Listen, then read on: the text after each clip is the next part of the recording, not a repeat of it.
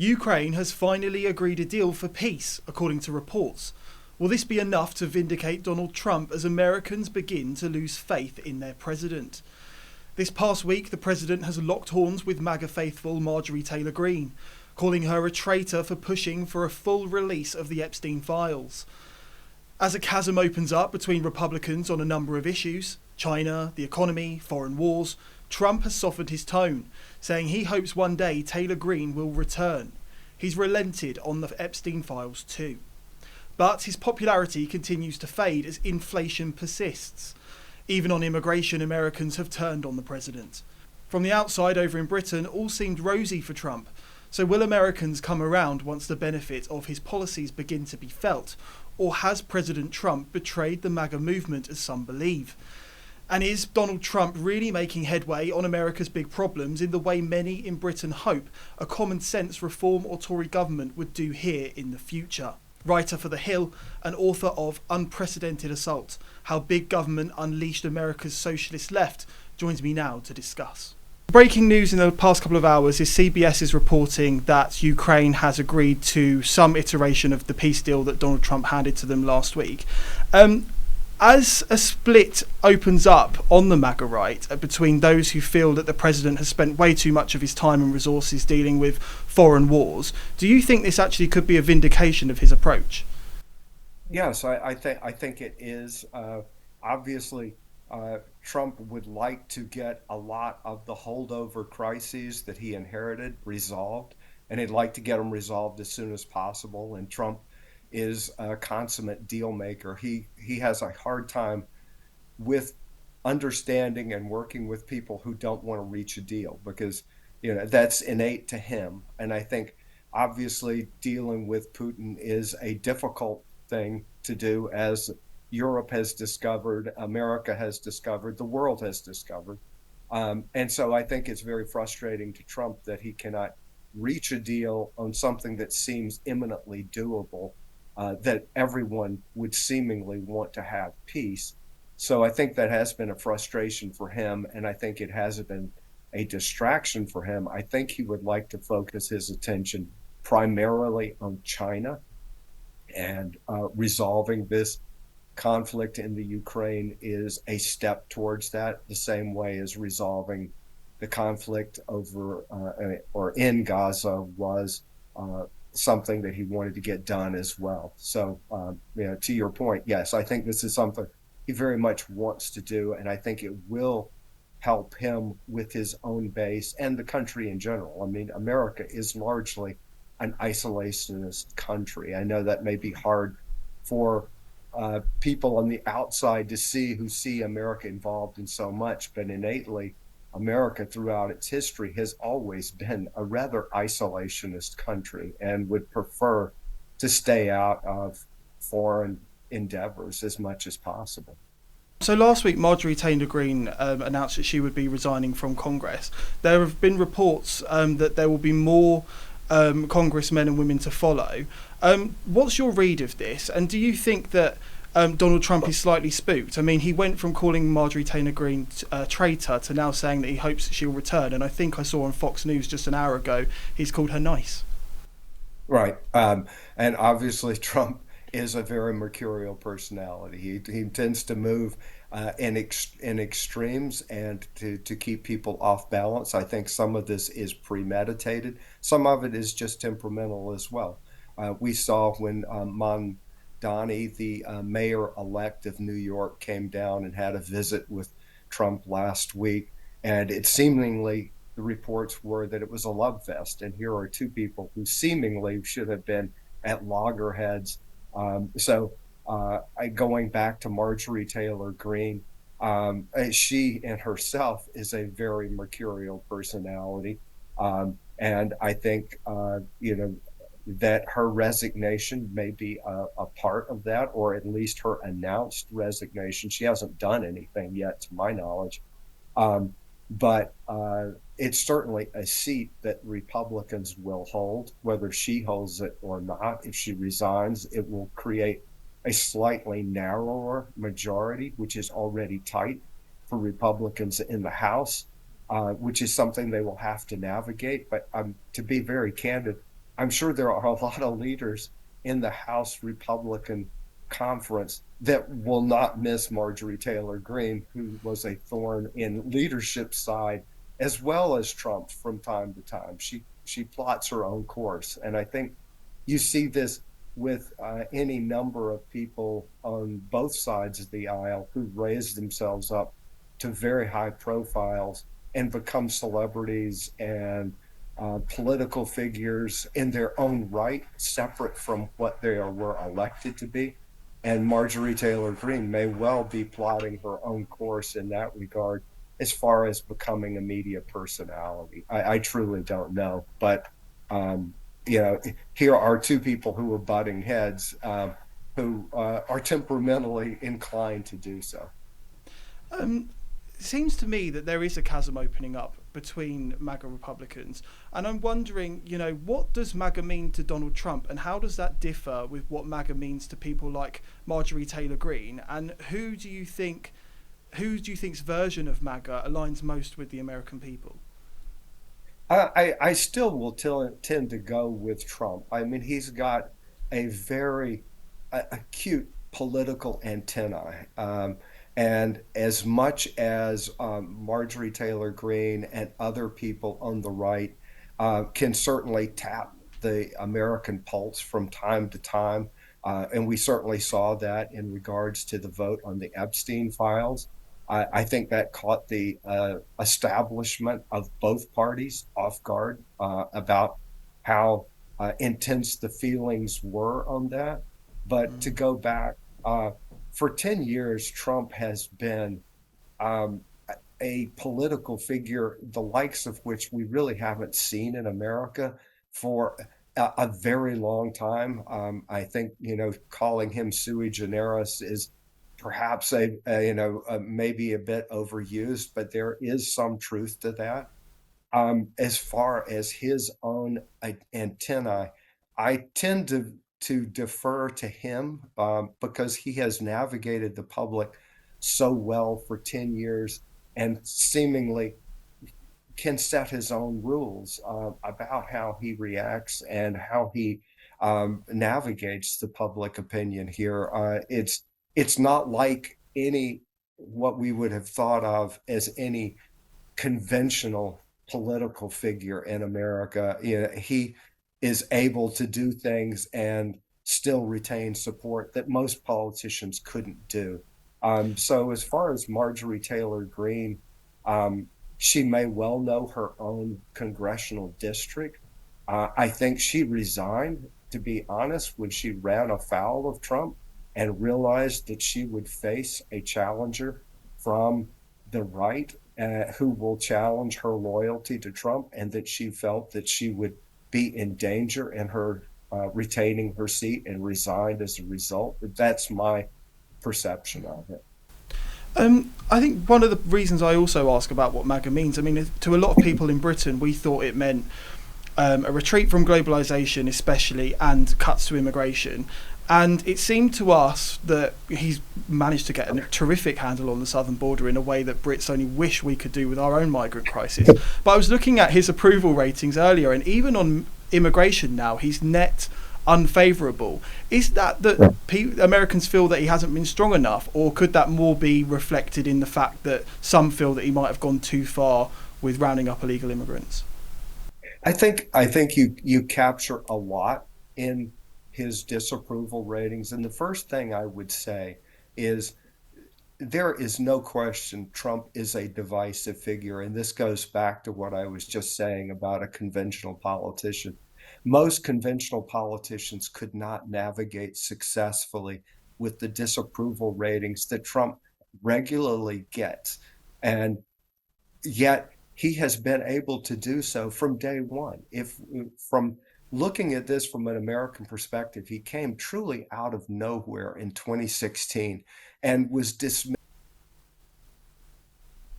by every potential candidate. And yet he has managed to continually improve his standing with the public, despite being having high disapproval ratings in any number of areas. The other thing I would caution people to look at is always look at the polls. And the real only polls in America that really will matter and capture where the electorate, not just all adults, are, is look for those likely voter polls. And Trump usually performs significantly stronger in likely voter polls. And those are the polls of people who truly are going to vote and who cast their ballots. He tends to outperform in those. And so if you will notice during elections, you will often see polling numbers without looking at who was being sampled. And it will seem like Trump was doing rather badly. And then on election day, he overperforms. And people constantly come back and think, how is this? How did we miss it? How did we miss it? Well, a lot of the polls are not sampling people who actually will vote. So I would say that to some extent, you see that in some of the polling. So look for your what's being polled, who's being polled, but no question, Trump remains a divisive figure. He will be forever, and yet he's constantly able to navigate that deficit, unlike any conventional politician could. And so, on the more traditional Republican right, you've written your book about the ever-growing size of the U.S. government, and I wondered some of these more structural, longer-term issues that many in the Republicans thought that Trump would be starting to grapple with, like the federal deficit, like the size of the government. Is Donald Trump disappointing any of you in what he's doing? I think certainly there are conventional Republicans who are disappointed in Trump, and trade would be right at the top of that list. The Republican Party has been uh, traditionally, at least in our lifetimes, seemingly free trade party. That was not what the Republican Party was a century ago. And Trump is much more of a reversion back, actually, to where the Republican Party was before, and it was a party of high tariffs at one time. But there are definitely conventional Republicans that are put off by Trump, either by his persona or his policies. Trade, I think, again, is the top among the top policy areas that conventional Republicans are disappointed in. But that's certainly not necessarily where the country is. And I think, and that was one of the switches that Trump managed to steal an issue from Democrats who have not been a free trade party. And he took that issue away from Democrats. I do think that if you look back at exit polling from 2024, and Trump lost a good bit of conservatives. About 10% of conservatives did not vote for Trump, which is somewhat surprising, but not if you think of how conservatives, if they're defined again on the issue of trade. You do see the deficit in minor ways coming down. I was looking at Congressional Budget Office numbers from the last monthly budget statement that came out.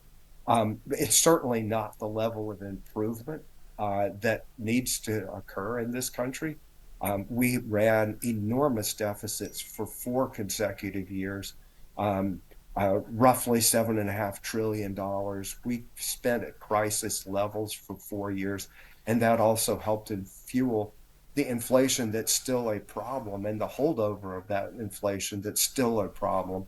Uh, and I think everybody would like to see that go down. The problem is some of this is structural, and with the small political majorities that Republicans have in the House and the Senate, they have limited ability to do that. And you just saw in this country, which I'm sure is got to be confounding to viewers overseas, that the US government shut down for 43 days. And we shut down because Democrats refused to pass the normal spending bill that would keep the government funded.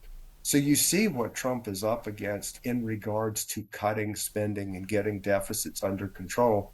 The Democrat demands during that shutdown were all for more spending. So the two parties could not be more opposed, and the two parties are very closely balanced in both the House and the Senate.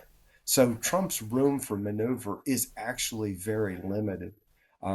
in regards to doing that. But I'm sure, going back to your question, yes, there is frustration on economic issues, on some budget issues, but what he can do unilaterally is somewhat limited. If we push back to trade, because I find that very interesting, it's a conversation that we're not having in Britain at all, even though we follow you with humongous trade deficits. The coverage of Donald Trump's tariffs has largely been, how it will affect Britain selling into one of the very few countries with which we have a surplus. When I've looked at some of the figures, it seems to be that he's been very effective in getting the trade deficit down. Although inflation is starting to creep up and manufacturing hasn't shown a huge rebound that maybe you'd hope it would. Has Donald Trump effectively articulated what his plan is?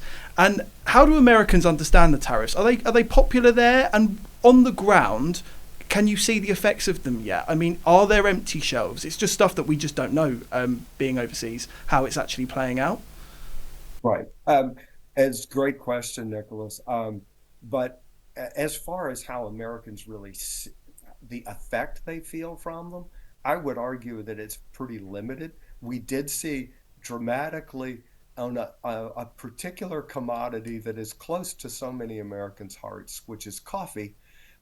Trump took off a tariff uh, last week, and coffee prices dropped down dramatically. Now, whether they have yet filtered through, no pun intended, to the American consumer yet, has probably, I can't speak to that, not being a particular coffee drinker myself, but as far as most prices, I don't think most people can see that and feel that. Certainly, there's very little impact in any stores that you would see. I know that there are obviously people who import, and the importers can feel it. A lot of this has to be, again, structural. Before people are aware or convinced that the tariffs are going to remain in place, do they make the changes in purchasing that they need to make in order to get newer or lower cost suppliers, or do they absorb the tariffs? But largely, the tariff impact has been a lot less than what people expected, or at least what experts predicted, which was a sharp surge in prices. We haven't seen that. Inflation has remained right at a little under 3% on a monthly annual basis. I think it was Trump hit his highest level was 3% in September. It dropped down a little bit. Those are a lot less than what we saw in the previous 4 years. If you remember, well, you probably don't, but for people in this country, it hit a 40-year high in 2022 under Biden, and that was shocking.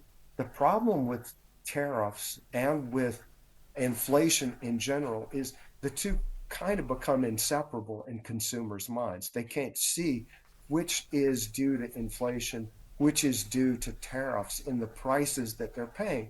So the prices remain high under just the inflation that we've already seen. As you well know, once prices go up, just because inflation slows, that just means they're going up at a slower level. So Americans are still working through that, and it's going to take time for that to happen. But as far as seeing the real impact in America, you don't see that much as a normal person walking around, as to things not being available that were available before. Certainly, some prices are higher because of the tariffs, but largely the price impact has been far less than most people expected or predicted when the tariffs were first being proposed. And what's public opinion about the tariffs like? I'm just trying to understand, because over here we get it drummed into us that free trade is an unparalleled, unalloyed good. There's no downsides to it. And I just wondered how in those sort of Rust Belt states and those, Trump voting states, whether there is deep understanding that you need to restructure your economy. I think you will see in certain areas, particularly such as tariffs on steel. If you're in a steel producing area in the United States, they're very, they they like it because it helps they, or at least they perceive it as, helping job creation and bringing jobs to the U.S., which is, as you just mentioned, there's a reason it's called the Rust Belt. And that was because these were the heavy manufacturing areas, and with steel being one of the primary commodities that they were producing. I think the same thing that you're seeing in a upsurge in regards to domestic auto production over tariffs. If you're in an auto producing area, you're in favor of that. In regards to the tariffs that have been imposed, especially counter tariffs, and we have seen this in regards to China, such as things like not buying farm commodities. Soybeans is a very prominent one. Um, you know, Farmers who are big Trump supporters, we have not seen them walking away from Trump. They like him on so many other issues that even when it hits them directly, I think they still are giving him more of a benefit of the doubt. And obviously, these conversations that are taking place now at the highest levels between Xi Jinping and Trump in regards to relations with China, as you hear China making commitments to start purchasing commodities from the US again, that will take a lot of pressure off of Trump and his tariff policy in those farm areas that are feeling the effects of the countervailing tariffs from the other side. And can't believe I'm about to say this, but it, reports are now coming out that the Democrats want to go after impeaching Donald Trump again. Oh, sure. Marjorie Taylor Greene mentioned it in her resignation Right. announcement. How do you read this as someone who follows politics in Washington? Do you reckon that this is going to happen, and do you think they'll be successful? Well, I would be surprised if a Democrat didn't. I would imagine that impeachment articles have already been filed by someone who's seeking a headline, because there are people here who, especially on the Democrat side and on the left, who are so viscerally opposed to Trump that that will immediately resonate. That's what they want. They tried it twice and failed. So, back to your question, even if Trump should lose the House, and that's where articles of impeachment have to start. So you would need a Democrat majority to even pass them. So that would have to come after next November's elections. And if Democrats took the House, I would not be surprised if you saw that. Now, how their leadership would deal with it, because it would be a huge distraction and stop them from their own agenda. But to play the process through, articles of impeachment have to go to the Senate, and then the Senate has to deal with them. The Senate is stronger Republican, or has a bigger Republican majority than the House does. And so uh, they're not going anywhere in the Senate. It's an exercise in political theater. If the Democrats propose it, as I'm sure they already have, they can Mm-hmm. say it. If they could actually do it, they can go ahead and do it. It still will remain political theater. There is no way that they would get the necessary majority in the Senate to convict Donald Trump. They didn't do it back in his first term. They will not do it now. But that doesn't mean Democrats won't enjoy the political theater. Again, we just went through a government shutdown, the longest in American history, and that was nothing but political theater. So I wouldn't be surprised that Democrats would do it, but they will not succeed in it. And how does it work when they go for it? Just to foreign ears, do they have to come up with some kind of crime that he's committed or something? Or Yep. Right. right, You would have, they would file several articles of impeachment. The House would have to vote on those. Um, in the past, when they have done this, they have filed some, and then only, certain ones are actually passed the House. Those would go to the Senate. Then the Senate has to formally take them up. And again, they would sit in a trial of him with the senators basically as the jurors. A member of the Supreme Court presides over that, and it's treated like a court proceeding against the president. So I've seen this three times in my lifetime now, and before that, these were unheard of. But Bill Clinton was impeached once, and then Donald Trump has been impeached twice.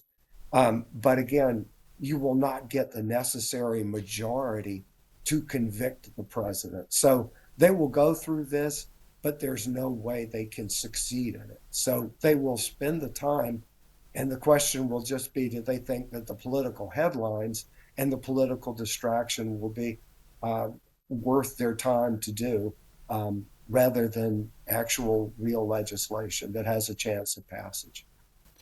In Europe at the moment, there's a view that's permeating that Donald Trump has been weak on Vladimir Putin. Right. Um, with potentially an accord of peace being agreed, how is that being playing out in America? How do Republicans, well, and Democrats see Donald Trump's performance with Vladimir Putin? Do they see it as a pragmatic choice to end a war, or do they see it as a capitulation? I would think, again, everything here is seen through, you know, what glasses are you wearing? If you're wearing Republican glasses, they will see this as trying to reach an accommodation with Trump. If you wear Democrat glasses, they'll see it as to a capitulation to Putin. But I think that obviously Trump likes to think that he can have a relationship and have a negotiation with anybody. I think Putin is obviously in a different category than that. And unlike most people with whom the West in general has dealt with, when you look at the whole invasion of Ukraine, which has been disastrous for Russia, it's hard to see this as a rational calculation as to what Russia was either hoping to gain or that it would be able to do so. Um, I think that Trump finds himself more constrained than he would like to be, particularly compared to what he was able to do in the Middle East in regards to Iran, or in working in Gaza in regards to getting a peace there. Um, One of the big problems for the US in dealing with Russia is the Russian oil exports and how you cut those off. And then the problem also is the collateral, that who's buying that oil. And one of the biggest purchasers of that oil is China. So it becomes embroiled in a much greater political calculation than simply saying, we're going to shut off Russia's oil. The problem is, if you shut off Russia's oil, you're also shutting off some of China's oil. That becomes a very difficult thing. But it's very clear what the choke point is for Russia, and that's going to be that an economic constriction will have to drive them to the table. They are clearly willing to sacrifice an enormous amount of money and an enormous amount of human carnage in order to pursue Putin's gains. The only thing that seems that will change his mind is an inability to do it. And that comes through the oil. And the problem that Trump faces is cutting off that oil without uh, causing a collateral problem with China is the difficulty he has. He cannot go directly at this problem. I think many think the rise of Donald Trump has been about wanting to make America strong or make America lean again. And part of what's weighed it down and weighs down our country too is a fat, bloated government. You've written a fantastic book about the size of the American government and how it's allowed leftism to creep in and control our lives. And you're speaking to an audience in a country which has its government eats up nearly half of its GDP. We have laws in the way that we can't get around, where we think, why is this leftist madness coming down on us? So if you could just explain a little bit about how the left has used this ever-growing US government to control people's lives and to move people to the leftist view of the world. Certainly. Nicholas, yeah, unlike the rest of the world, America has never had a meaningful socialist left. And it has confounded political scientists throughout the course of our history. And as to why this hasn't occurred. And what you would see overseas is the left would take power and build a big government to implement their policies. In this country, it's actually worked the other way, which is we've had a government grow up not to the level of our GDP that you just mentioned, which is truly mind-boggling, 50% of GDP. Here it's 23.4%, so much smaller. But by our standards, it's never been bigger in a non-crisis period. The thing is, America's economy is as astronomical. So when you take that 23.4% of the world's largest economy, and far and away the world's largest economy, about 10 trillion more than China, which is number two, that's an enormous amount of actual resources, even if it's not the same high percentage that you have. So the sheer volume of money that goes through the government now gives people on the left an access to resources that are truly mind-boggling. In fact, um, the amount of GDP that the U.S. government spends is about the GDP of France and Great Britain put together. So that's just an enormous sum of money. A socialist left could never offer America anything. We were the land of opportunity. So if you got someone who was disgruntled and felt like that they couldn't advance, they were the rarity in America. Most of Americans found they could get a job, they moved ahead, their living standards were hugely better than their predecessors. And so all the pie in the sky promises the left could offer really didn't appeal to them because so many Americans could achieve it on their own. And then second, they had no means of delivering it. Now they have a means of delivering it for the first time because we have a government that already has huge national programs. They just need to redirect them to their own ends. They don't have to create them for the first time. Well, a good example of that would have been during COVID, wasn't it? Because the federal government wasn't able to enforce, say, mask and vaccine mandates across the board, but they were able to mandate that any company that dealt with the federal government or received federal funding would have to follow those rules. And I imagine that that is a bit of an example of how they can use the big government to enforce their worldview. Yeah, you're absolutely right. And the regulatory power is even outside of what we were just talking about. I was just talking strictly about budgetary power and how much the government spends. And again, that's 23.4% of GDP. But if you add the regulatory burden of what they can tell you that you have to do, what they can mandate you have to do, um, all you would have to do is look at the what we call in shorthand Obamacare. Um, they went in and basically rewrote the healthcare standards and what could be done in the health insurance market, um, and have an enormous impact, well beyond just what they spend.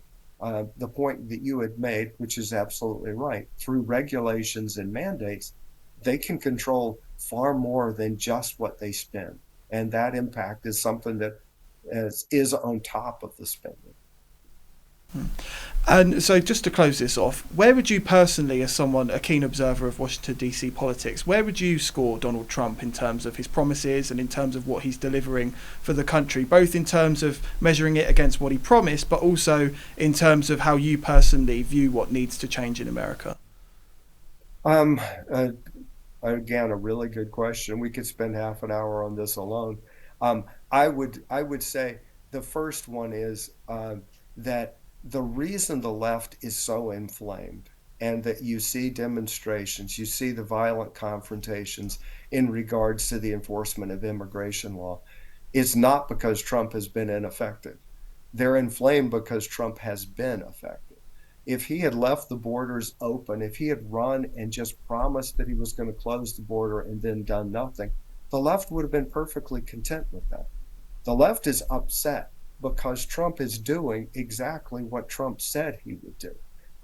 So Whether you like that or not is a different question, but he has been amazingly consistent, I would say, in contrast to most conventional politicians who in this country will run on a lot of promises and deliver maybe on a few. Trump has tried at least across the board. He said he was going to put in tariffs, and he's done it.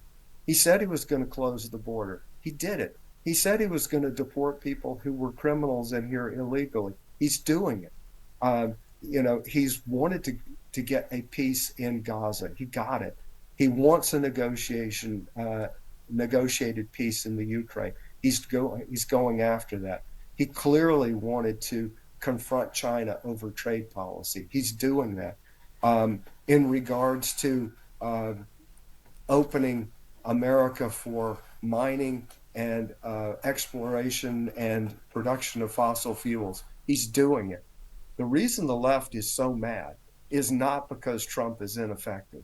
They're mad because he, in fact, is and is doing everything that he really said he was going to do. So, in regards to his agenda and his promises, I'd say Trump is where you could argue that perhaps they've not been as effective as they could be through things such as the Elon Musk joining for the Department of Government oversight. Probably did not work as well as it should have, but it didn't mean that Trump didn't try to do it. So he may have fallen short on delivery, but as far as attempt, he's been just about close to 100% of what he said he was going to do. He's attempted to do. Excellent. Well, thank you so much for your time. Sure. It's been a pleasure, Nicholas.